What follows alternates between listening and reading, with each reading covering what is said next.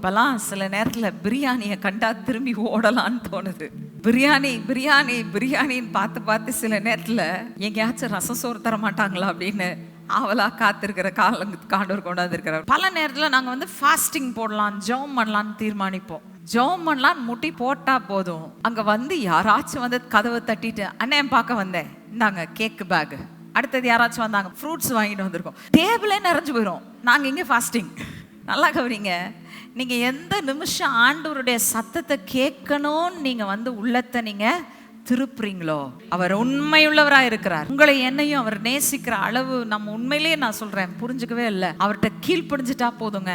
மனம் பொருந்தி அவர்கிட்ட ஆண்டவரே நீங்கள் சொல்கிறத நான் செய்கிறேன்னு சொல்லிட்டா போதும். நீங்கள் இருக்கிற தளத்திலிருந்து மேலே உயர்த்தி மேலே உயர்த்தி மேலே உயர்த்தி மேலே உயர்த்தி சம்பூரணம் அடைய செய்கிற தேவனாய் அவர் இருக்கிறார். ஹல்லேலூயா.